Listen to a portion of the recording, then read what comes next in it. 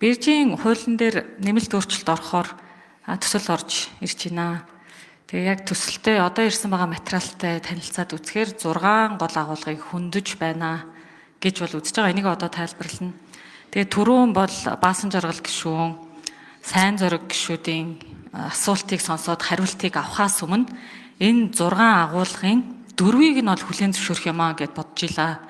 За одоо бол нэг дээр нь л ирчээд байна л да. Тэгэхээр одоо хилцэх хэсгийг нь бүгдээрээ бас сайн тунгааж шийдэх хэрэгтэй баха.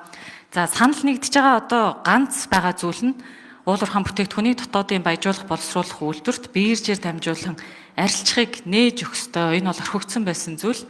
Тэгвэл өгүүлбэр нь бас болно гэж төгссөн байх. Тэгэхээр энэ одоо ямар учиртай юм бол ажлын хэсэгт хэрвээ хилцэн шийдэх юм бол ажлын хэсэгт орохдоо арилжна гэдгээр нь одоогийн байгаа хуулийн одоо өгүүлбэрийн агуулгатай нь төстэй байдлаар оруулах ёстой байх. За хоёрдугаарт үнд нь болохоор бүтээгдэхүүний үнд зах зээлийн үнийн индексийн хөдөлгөөн хийнэ гэдэг. Чанар дээр бол Бат найрамдал гишүүний саналтай бол 100% санал нэг байгаа. Чанар бол нэлээд хэцүү зүйл. Тэгээ манай нүүрсний чанар сайн байх юм бол тэгээд үн маань өсөх юм. Тэгэхээр энийг бас тогтооход ч хэцүү дээ.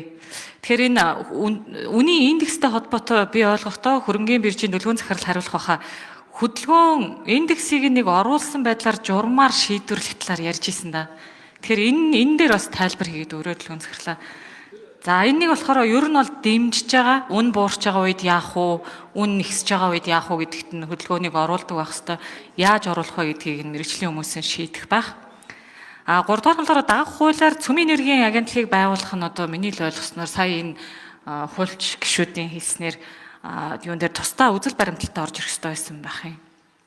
Тэгээ энэ дээр бас одоо энэ үзэл баримтал гэж бид нар дээр орж ирсэн материал дээр Алтан гэрэл сайд гар үсэг зурцсан байх юм. Тэгэхээр одоо хуулиа мэдээ зөрчиж зураагүй байлтай. Одоо яах ёстой юм бол мэдэхгүй. Үнэхээр шаардлагатай бол тусад нь бас дахиад цөмийн энергийн агентлагаа оруулаад явмаар юм.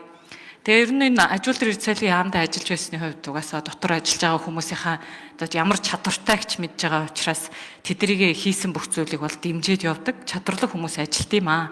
Гэхдээ энэ ураантай холбоотой асуудал дээр дуурсан гишүүд нь адлуулад яг яам нь олигтой хариултыг бол өгөхгүй л байгаа. Тэгээ цөмийн энергийн агентлаг байгуулад өгдөг болоод яг хамгаалдаг болох юм лөө. Гэхдээ цөмийн энергийн алба нь бол байгаа шүү дээ. Тэгэхээр тэр цаана олон улстай хүлээс үүргээрээ мэдээлэл өгөөд явах субъект нь бол байж л байгаа. За тэгэхээр энэ асуудал бас ингээд эргэлзээтэй болоо авчичаа. За 4 дээр болохоор төрийн өмчөд болон төрийн өмчийн оролцоотой хуулийн этгээд нь бүтээгдэхүүн солилцох гэрээ буюу том бүтээн байгуулалтаа дэмжиж гэж байна. Энэ болохоор одоогийн хууль дээр бол байгаа л заалт шүү дээ. Тэгээ стратегийн гэдэг үгийг нь л авж байгаа юм лээ. Тэгээ энэнийг бас эргэлзээд эхэллээ. За 5 дугаарх нь болохоор энэ биржийн арилжааны үнд ам нөхцөлийг иргэн сэргээхтэй холбоотой. Тэгээ энэ дээр би түрүүн гишүүдийн групп дээр ди парламентийн линкийг оруулсан. Яг энэ 14.1 гэсэн заалт ди парламент дээр харагддаг тугаан сайдаа. Тэгээ ингээд даунлууд хийхээр харагдаад байдаг. Тэгэхээр чинь одоо хилцүүлэг яаралтай гэд хийгдэггүй. Тэгээ ямар нэгэн байдлаар ди парламент дээр орж ирэхдээ яг энэ заалт нь орж ирээгүй. Тэгэхээр хэн ч мэдээгүй. За ингээд үзэл баримталтай болохоор олон улсын худалдааны танхимаас гарсан журмыг батална гэдэг. Танхимаас журам баталдаггүй. Тэгээ зүгээр энэ худалдааны нөхцөлийг л ярь. Тэгэхээр энийг одоо яах вэ? Тэгээ одоо миний минут дуусгалахын өөрийнхөө эхлээд энэ дүлгөөний захирлаас үнийн индекстэй холбоотой хөдөлгөөн их асуудлыг журмаар тодорхойлох хэсгээр нь хариултыг авъя да. Тэгээд дахиад үргэлжлүүлээ асууя. За Уянгаа гишүүний асуултанд хариулъя. Хөрөнгөний биржийн захирал дүлгөөн байна. За энэ үнийн индекс, чанарын индекс гэдэг энэ чанарын тохируулга гэдгийг бол яхахгүй Монголын хөрөнгөний биржээс оруулсан санал байгаа. За энэ ямар учиртай юм бэ гэхээр энэ түрүүн Бат найрамдал гишүүний хэлснээр үн унахад ч гэсэн арилжаа явагдаж байдаг, үн өсөхөд ч гэсэн арилжаа явагдаж байдаг. Энэ зарчмыг баримталж ирээдүйд одоо олон улсын жишгт төхүүлэхийн тулд энэ өөрчлөлтийг бол оруулах зайлшгүй шаардлага бол байгаа. Яг одоогийн хуулиар бол энэ индексийг бол ашиглаж болно, ашиглахгүй байж болно гэсэн тодорхой заалт бол байхгүй. Тэгээд хөрөнгөний биржийн тузаар бол энэ үнийн индекстэй холбоотой энэ арилжааг идэвхжүүлэх талаас бол тодорхой журмуудад бол өөрчлөлт бол оруулсан. 3 сарын 19-ний өдөр ингээд өөрчлөлт оруулаад санхүүгийн зохицуулах хорогоор бол баталсан байгаа. Ингээд улмаар энэ өнөөдрийн арилжаанууд бол огцом өөрчлөгдөд явж байгаа. Тэгэхээр 3 сарын сүүлээр орсон энэ өөрчлөлтүүдээс улбаатаагаар өнгөрсөн 7 хоногт жишээлбэл 500 мянган тонны арилжаа бол явагдсан байна. Шинчилсэн журмаар гэсэн үг. Энэ 7 хоногт бид нэр дахиад 600-700 мянган тонны арилжааг явуулахаар ингээд ажиллаж байна.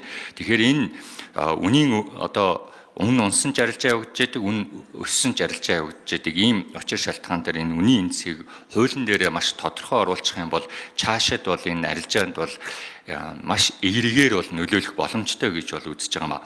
За чанарын хувьд бол тантай бас санал нэг байгаа. Юу вэ гэхээр чанар дээр бол бид нэр яг 100% гүйцэтгэл гаргаад явна гэдэг бол хүнд ажил гэдэгт бол итгэлтэй байна. Гэхдээ олон улсын биерчээр бид нэр энэ бараа бүтээгдэхүүнээ ирээдүйд зарна гэдэг юм зорилт тавьж байгаа бол энэ чанар дээр анхаарахгүй бол худалдан авагчдын дараачийн тавьж байгаа одоо гомдол саналын хамгийн их хувийг бол энэ чанар эзэлж байгаа. Тэгэхээр нэгэнт бид нэр маргааш яг энэ чанараа өөрчлөөд эсвэл 5 сарын 1-ээс энэ чанар дээр бол 100% юм огцом шийдэл гаргахгүйгээр харин хуулийн дээрээ бид нар тусгаад харин энэ чанарыг бол ингээд олон улсын биржийн түвшин стандартад хүрэхийн тулд 3-4 алхмын ийм өөрчлөлтүүдийг үе шаттайгаар хэрэгжүүлэх юм бол дараа жилийн өдийд гэхэд бол бид нар олон улсын биржээр зарах түвшинд чанар стандарт энэ лабораторийн энэ дамжлагуудыг бүгднийг нь хийж чадна гэдэгт би бол итгэлтэй байна. Тэгээд яагаад ингэж итгэлтэй байгаа вэ гэхээр Монголын хөрөнгийн бирж дээр өнгөрсөн 2 сарын хугацаанд бол ажиллаад тодорхой замын зургийг бол гаргасан. Чанар дээр бид нэр олон улсын лабораториудтай хэд хэдэн удаагийн уулзалтыг хийсэн, онлайн коллег бол бас хийсэн байгаа. Тэгээ замын зургийг гаргаад ингээд ажиллаад явж байна. За энэ хууль одоо хэрэгжээд явж байгаа. За маш хэрэгтэй хууль. Нэлээд олон асуудлуудыг зохицуулсан, орлого төвлөрүүлэх байдлаар асуудлыг шилэн нээлттэй болгох, шударга болгох, үнийн өрсөлдөөнтэй болгох гэдэг асуудлуудыг зохицуулдаг хууль. За мэдээж амьдрал баян учраас цааш нь жоохон одоо сайжруулах, ялангуяа энэ сүүлийн үед үүсээд байгаа борлуулалтын одоо гацаатай байдал зэрэгээс болж бид нар засгийн газар яалтчгүй одоо амьдралын шаардлагаар гэдэг шиг оруулж ирж байгаа хуулиа гэдгийг та ойлгоорой. Дээрэс нь энэ хэрэгжилтийн үнэлгээнд дээр манай төрийн нарийн хяналт шинжилгээнээс мэдээлэл аваад сүүлд нэмээд хариулчаарай. За уулуурхайн компаниудаас авалгүй яхав.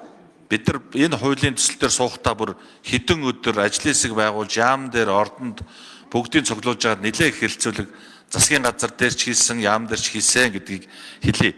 Энэ өөрөө төрийн болон төрийн өмчит орон нутгийн өмчит, төрийн болон орон нутгийн өмчийн оролцоотой хэдхэн компани л одоо энэ хуулийн хүрээнд заавал биржээр арилжах энэ асуудал орж байгаа маа. Одоо ингээд нэрлэх юм бол Эрдэнэс 5 толгой, жижиг 5 толгой гэж бид нар яриад байдаг 5 толгой хувьцаат компани, за Дархан төмөрлөг, Эрдэнэт гэсэн ийм одоо үйлдвэрүүд тэр сүүлд нь Эрдэнэс критикал минерал болсон юуны Монгол Орос Цевтмет гэдэг ийм л компаниудын хүрээнд энэ хуулийн зохицуулт явагдаж байгаа. Тэр хилцүүлэг хийж энэ компаниудтайгаа сууж ажилласан, өнөөдрийн ажлын хэсэгч гэсэн энэ компаниуд маань ингээд орж ирсэн сууж байгаа гэдгийг гишүүнд хэлье.